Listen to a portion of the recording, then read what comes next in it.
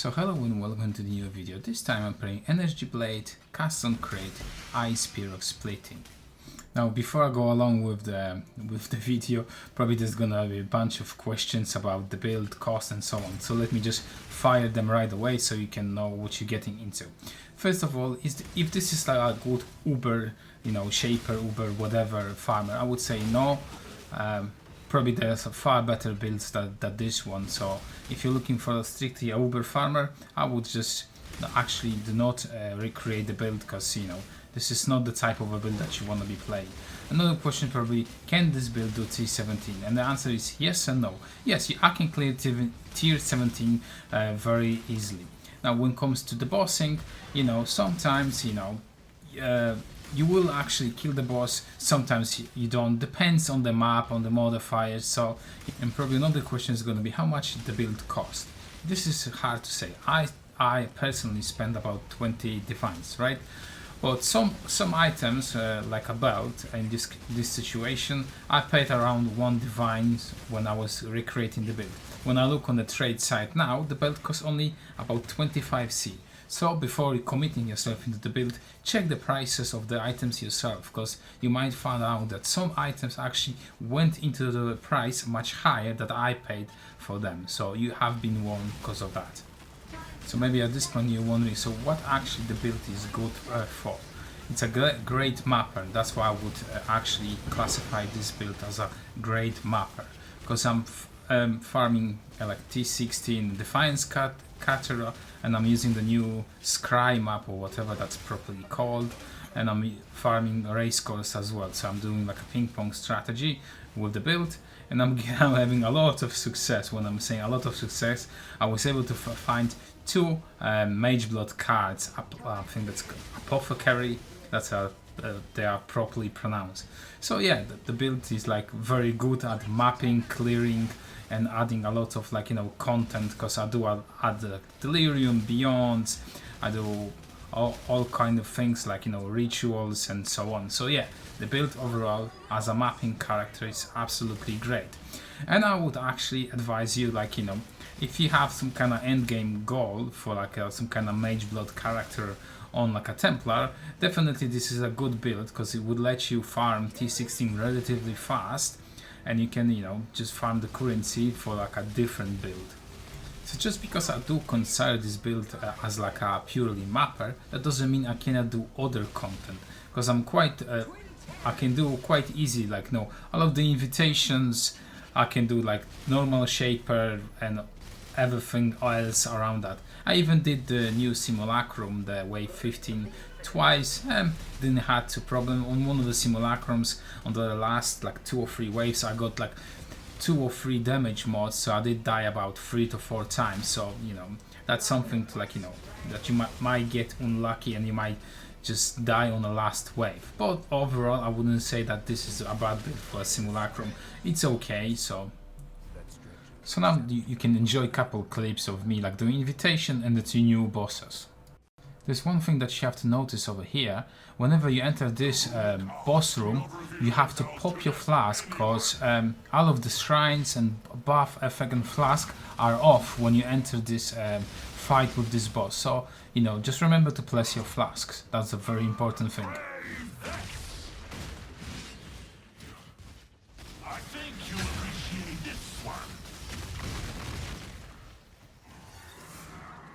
Test your resolve.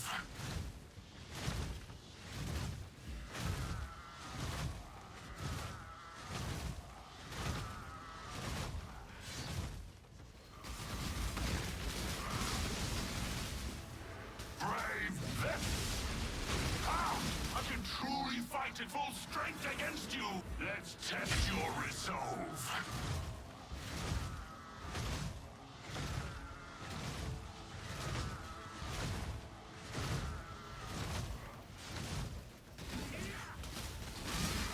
Satisfactory.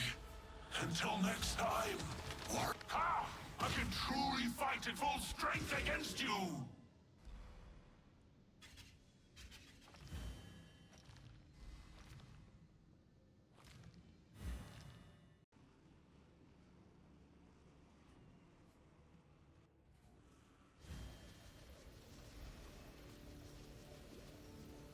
You should have paid the ransom.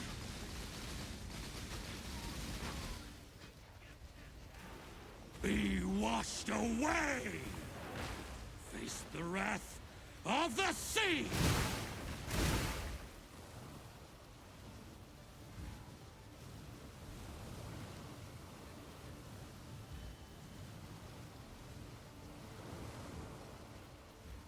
Sink.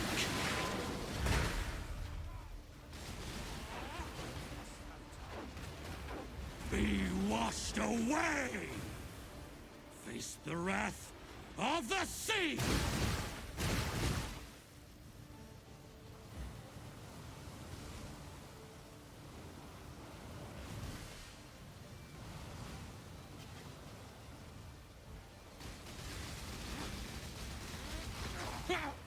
The way of the sea.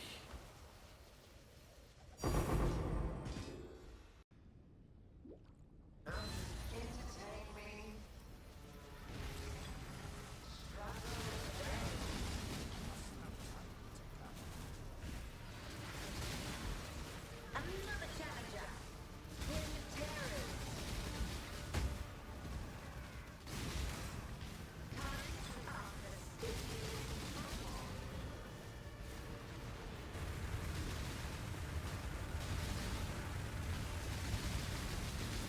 Dazzling display of survival.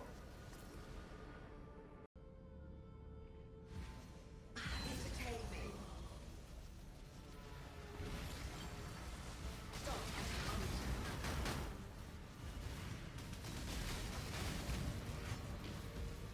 Shadow, rise and fight.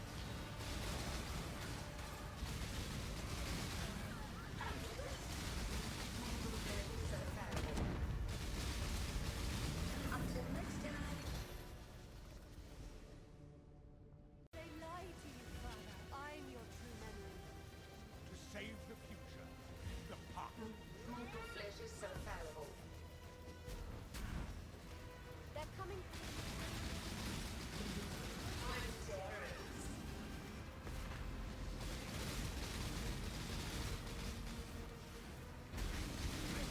Feel death's pull.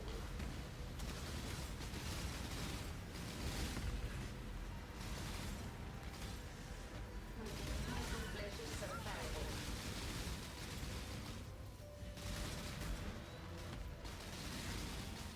Feel your life tread away.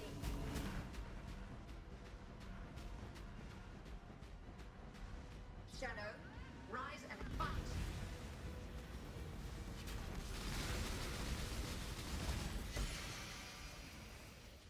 Right, so for the Pantheon, you're gonna be killing all of the bandits and gaining 1 point. But the Alira for the resistance is a legit choice as well. Just remember that you're gonna have to take off 1 point from the passive tree if you choose to Alira. But those two options are great no matter what.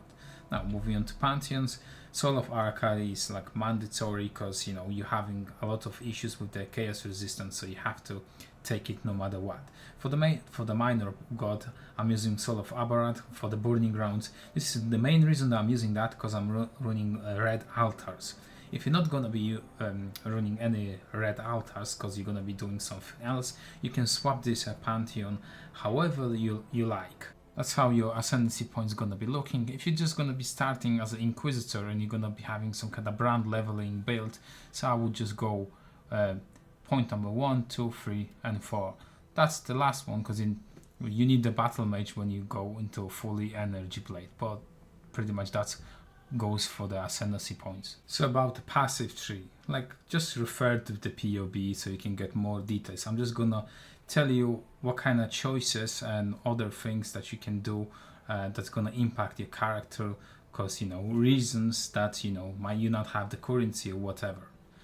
So when you're gonna be buying the small jewels, what I would look is this: the crit multi with cold, increase energy shield, and you're looking for any like fire, cold, resistant, or chaos. In this situation, I would rather have chaos resistance instead of fire and cold, so I could actually buy a new jewel over here.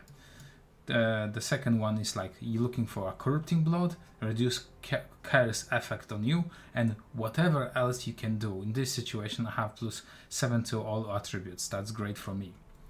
and then we're moving on, and there's like your first timeless jewels. You wanna have your timeless jewel of Babala. This is gonna give you the traitor keystone over here, and some of the those two passive over here, I mean 3 passive, they can have like some additional effects, and whatever you're gonna get, that's fine. The only thing that you have to think about it, like over here, I have increase attack and cast speed. You don't want to stack too much increase attack and cast speed, because you can actually break your cast on crit with cyclone trigger rate. So be warned about that. Just, you know, when you're going to be buying your timeless jewel, just click the jewel from the trade to your PUB and see what kind of effects you're going to be getting with those 3 nodes over here. So another thing that you can change, and this really depends, right? If you cannot get yourself the reduced damage from critical strike on your chest, then I would swap the mastery for 30% reduce. But another thing is, if you're lacking the crit reduction and you have only awakened cast and crit level 1, then on the crit master you would have to do +3 to critical support gems, because you need the bare minimum of level 3 cast and crit, and the mastery will just give you that for free. The other thing that you can do with the cast and crit gem, there's a new bestiary recipe when you can level up awaken gem. I don't necessarily know how much it costs, but you know, so one of my guildmates was saying something like 45C. Well, obviously the price can go up and down, so be warned about that. Another thing that you can change is here in the armor mastery. Again, if you don't have the chest with the reduced extra crits, you can take that as a second mastery. As you can see, you take 30% reduced damage from critical strikes, right? So those 2 masteries are like, you know, you can, you know, play around with it depending on your gear. This node is mandatory. This node with the master is absolutely mandatory, because you know you will run into mana issues very quickly. Another jewel is something that actually you should have on your the first one, so it's like crit multi, increase energy shield, and chaos resistance. Chaos resistance is very important, as we are struggling to cap the chaos resistance. Like even to go from the negative, it's like quite difficult. Now moving on to my watcher side, so here's how I would prioritize the watcher side. Firstly is the non-channeling skill cost, where you are affected by clarity. If you won't have that mod, then you're gonna have to anoint yourself essence sap to get some mana leech. Because if you have the watcher side and you have the clarity and you have those nodes over here and other things on the rings, you will your clarity will gain you enough mana that you don't have to worry about, you know, other things. So you won't have any like play around with like a mana flask. So the clarity mod is top priority. The second one is the discipline, and if you can get any extra mods, it's like, you know, whatever, right? But the top priority, clarity. Just remember that when you're looking for the watcher side, clarity on the top search, and the rest of the mods, just, you know, whatever you can afford. Now I have 2 split personality. Strength and int are the best ones. Currently I bought mine for about 2.5 divines, and currently they are for 1 divine. So yeah, they are significantly cheaper, and have 2 of them. And for the large cluster, you don't need any passive. You just want to have like small nodes. In my case, I have like int and maximum energy shield, because then, you know, you're getting a little bit more damage. The increased attack speed and cast speed, that does not affect the build at all, so don't worry about that at all. And very important, go into this mastery. This will really help you out sustaining the build if you don't have the clarity mod. This is like, you know, a very good pointer over here. So now, probably since I have level 97 and you don't have that kind of level, and you're thinking, what nodes should I drop down and so on. So firstly, I would drop down them 4 over here. Then I would drop down them 2. Then you can drop down them 2, but just remember, then them two nodes, I mean this one node over here, gives you the resistance. If you drop down this node and you're still fine with the resistance, that's fine, right? The other thing that I could drop down is them two nodes over here and them two nodes over there. So that those nodes are like less essential. They are like more like when you cross into like 80, 90 levels. But the rest of the nodes should be taken as soon as possible. The flask choices are very simple. The first one is the coruscating elixir, and this is absolutely a mandatory flask. The one thing that I would just want to say, just craft yourself the enchantment when reuse at the end of the flask effect. You know, you can do it from the bench, or you can just manually click the orbs. Whatever you want to do, just go for it. But just you have to press this flask at start of the map. If you won't do it and you're gonna get some kind of small chaos damage, you will die, and most likely then you're gonna be thinking, okay, why did I die? Most likely the flask was off. So just be warned, this is probably the most common way that you can die on this build. The second flask is reduce flask charges, reduce cures effect, because you want to get to yourself 100%. So when then you see on your map device, on your maps, some kind of temporal chain and other bullshit like that, you're just gonna see, oh yeah, free mod, thank you map. And the last one is it's the same thing, reduce flask charges and increase additional elemental resistance, as this build struggles a little bit with the resistance. So let's start with the gear section. The gear is not too complicated. There's some improvements that you can do. While I'm gonna be describing each individual slot, I will tell you what kind of upgrades potentially you could do to the build, or what I would do, and so on. So let's start with the weapon, right? The weapon, you just need any kind of random weapon, as long as it has one abyss socket jewel, because we're gonna be using that abyss socket jewel. Now, if you're wondering, can we apply the new enchantment runes from this league on some kind of random rare weapon, and we can use energy blade and we can still keep that implicit or enchantment, whatever you want to call it?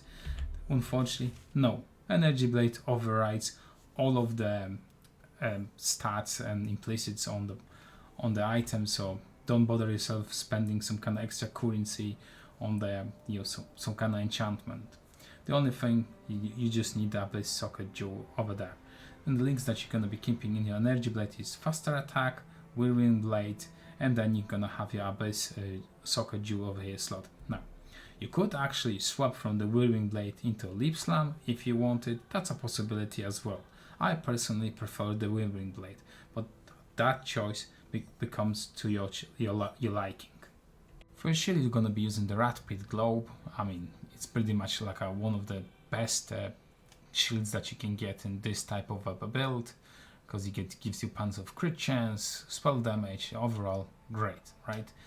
There's not much thing to say, and the downside of this shield doesn't exist for us, so it's like whatever. You can actually corrupt this shield and get some kind of reduce crit damage, maybe plus socket gems and so on. Would I actually start corrupting this shield and wasting my temples? I would say not really. There are far better items to be like spamming and corrupting on the temple. And the links that you're going to be keeping in your shield is going to be automation, steel skin, and this is very important. You want to have a single link of a frostblink. Do not link your automation with a frostblink, because then your frostblink will be you won't be able to use your frostblink. That's why you have a single socket. And this is a very important. I will never get rid of the frostblink, since frostblink is an instant skill. While you're cycloning, you can use your frostblink. This significantly improve the mapping experience, since you can just press the cyclone and you can press it a couple times the frostblink. It's a very good quality of life for this build.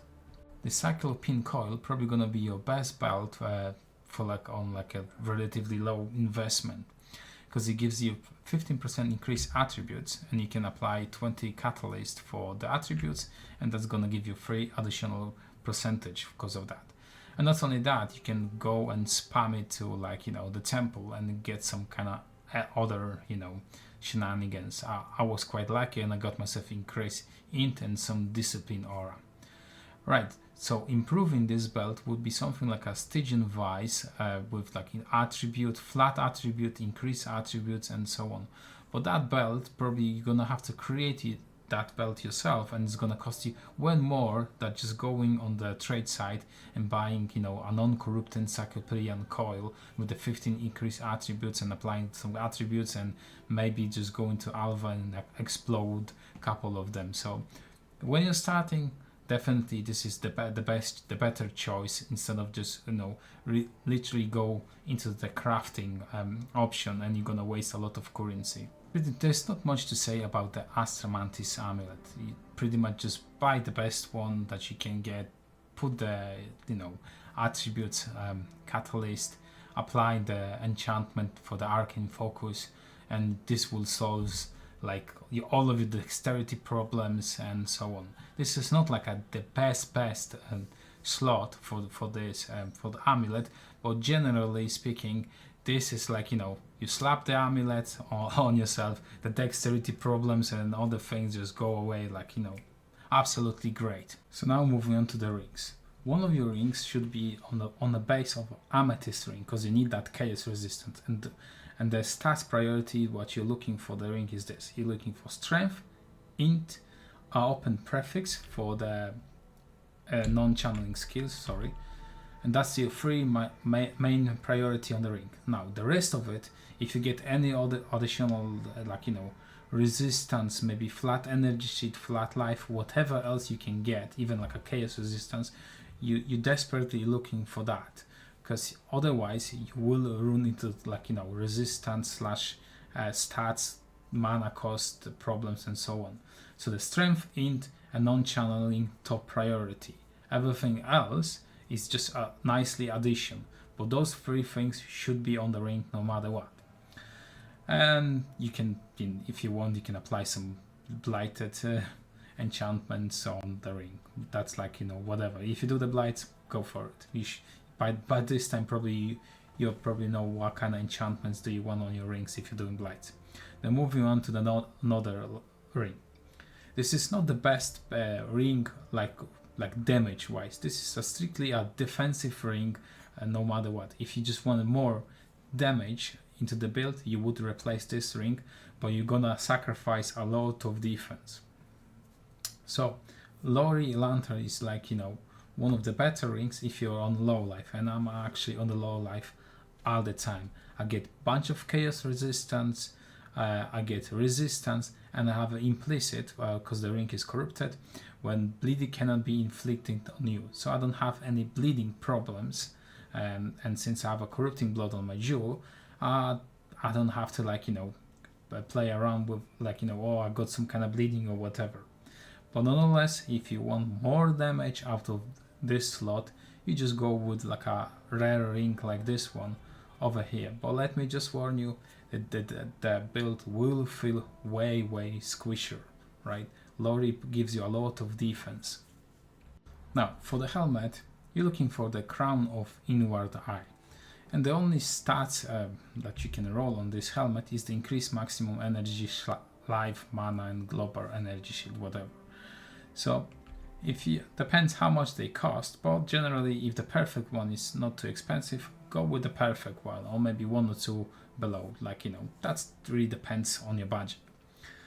Now, can you corrupt this helmet and get some kind of decent corruption? Yeah, there's like +2 socket to gems, there's like increased life and mana and so on. So yeah, this is probably a slot that will go into the temple and try to explode a couple of the helmet and see what I can get. And depends what kind of implicit you're gonna get from the corruption. Probably you would have to swap your gems from your helmet with the gloves, or, you know, this really depends what you're gonna get, because you might get like +2 socketed gems, and, you know, having like a +2 clarity or +2 purity of elements might not be as good as like having, like, you know, +2 determination. So, you know, play around with it, whatever you can get.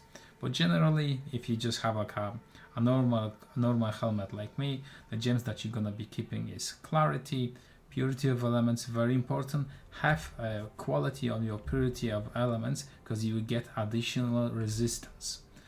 Then you have a precision, and then you have arrogance, because everything that those three auras go on your life. For gloves, I'm using Shaper's Touch, and this is a very important. You want to get yourself the Corrupted Implicit when you get 0.7 spell critical chance. This is very important. You have to get the 0.7 or better, because Ice Spear of Splitting has only 5% crit chance, and this will really help you out, capping that crit chance to 100. And the links that you're going to be using in your gloves is going to be Val Discipline. I would just say this, I way prefer to have a Val Discipline level 20 instead of having just a Discipline level 21. By far the Val Discipline will save you in some situation, so I would go with Val Discipline no matter what.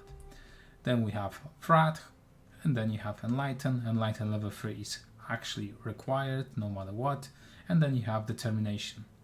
So by far for me, Stampedes are like a must-have mandatory item no matter what. You should never replace them as long as you're not using a Mage Blood. So yeah, and the stats that you should be prioritizing on the boat is the increased cooldown recovery rate of your travel skills. This will affect the Frostblink, and then you're looking for increased energy shield and evasion, rating, because more energy shield, it means more damage for you.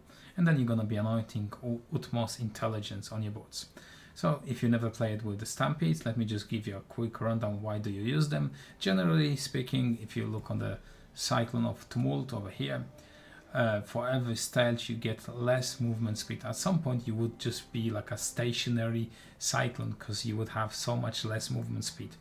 But since you have Stampedes, you don't have that problem, and you can move around as you don't have any penalties to the movement speed. So that's why I do really like the Stampedes. And the gems that you're going to be keeping in the Stampedes is going to be Assassin Mark. You can have quality, and you don't need the quality, because you're going to be gaining some power charges. We don't necessarily need them, but they are here, so why not? Then you're going to be having a Mark on Sport Hit and Enhanced level 3, and then you have Energy Blade as well. So for your body armor, you're gonna be using Ivory Tower, as this is like one of the best items that you can have on like an energy shield build. And what you're trying to do is get yourself the implicit when you take reduced critical damage. If you go back to the passive tree section, I did point out a couple of things that you can change if this implicit on the chest is too expensive for you. Now, what kind of gems you're going to be keeping in your chest is you're going to be using Cyclone of Tumult, then you're going to be using Awaken Cast on Crit. The bare minimum that you need to have is level 3. Again, go back to the passive skill tree. I did point out a couple of solutions for that. Then you're going to be using Ice Spear of Splitting, Inspiration, Spell Blade, and Crit Damage. If for some reason the Awaken Cast on Crit is too expensive and you cannot buy it, there is a solution, like a quick replacement for that, but you're going to be losing a lot of damage. You would have to replace the Awaken Cast on Crit with normal Cast on Crit, and you have to replace the Cyclone of Tumult over here with normal Cyclone. So that's how your setup would very early currency, whatever, would look like. But if you can buy the Tumult Cyclone and Awaken Cast on Crit, that's how it's gonna be looking for. But nonetheless, just when you're recreating the build, refer to the POB how your trigger rate is being affected, because you might have too much attack speed or too less. You have to play around with POB. This is a very important thing. If you're wondering how did I level up the character up to level 97, my initial start in this league was an Archmage Ice Nova Frostbolt build. I have a guide in my YouTube video, just go refer to that. I was playing that until I had enough currency to transition into the Cast on Crit. So there are 3 modifiers that you should be trying to dodge as much as possible from any map. The first one is Elemental Reflect. We cannot run Elemental Reflect maps, so unfortunately. The second one is the less cooldown recovery. And the third one is no region as well, because I'm relying on the clarity to help me out with sustaining my mana. There are some like other things that you should be trying to dodge if you can, like reduce flask charges. This is not like super impactful while you're mapping, because you're gaining a ridiculous amount of charges while killing the monsters, but sometimes if you're gonna, you know, take this on reduce charges from flask charges on the map, and then you're gonna click the red altars that has some kind of reduce as well, you might have a problem sustaining your flasks. So just, you know, be aware of those free modes and maybe the reduced flask charges. Anything else is like, you know, the extra damage or anything else is like, you know, not too impactful.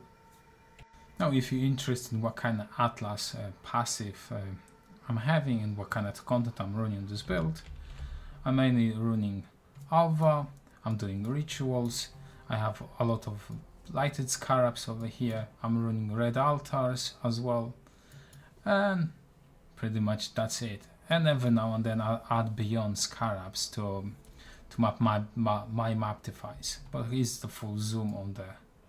That's how my Atlas passive skill looks like, so you can copy it if you choose to. So at this point of the video, thank you for watching and I will see you later.